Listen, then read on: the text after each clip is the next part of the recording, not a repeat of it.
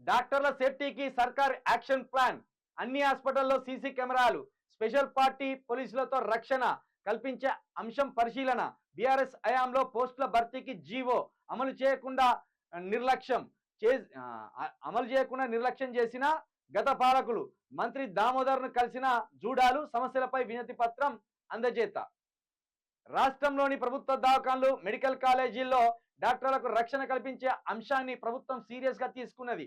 డాక్టర్లతో చర్చించి ఒక action plan రూపొందించాలని నిర్ణయించింది. ఈ మేరకు సోమవారం సెక్రటరియట్ లో ఆరోగ్య శాఖ మంత్రి దామోదర రాజనరసింహను జూనియర్ డాక్టర్ల బృందం కలిసి వినతి పత్రం అందజేసింది.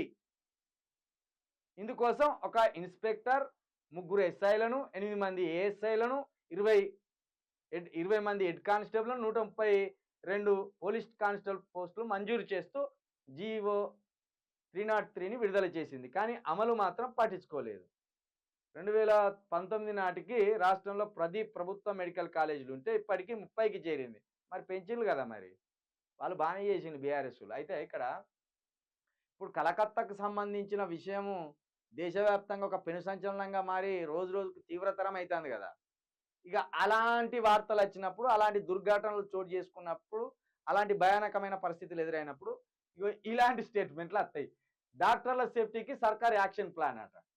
అవసరమైతేనైతే పోలీస్ ప్రొటెక్షన్ ఇస్తారట. పోలీస్ ప్రొటెక్షన్ ఇచ్చి హాస్పిటల్లో ఎస్ఐలను, 10 మంది కానిస్టేబుళ్లను పెట్టి ఈ డాక్టర్లకు సేఫ్టీ కల్పిస్తారట.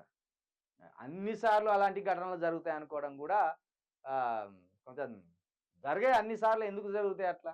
దాని వెనక ఏదో పెద్ద కుట్ర ఉన్నది, దాని వెనక ఏదో పెద్ద పగ ఉన్నది. అన్నిసార్లు జరిగాయి ఇలాంటివి.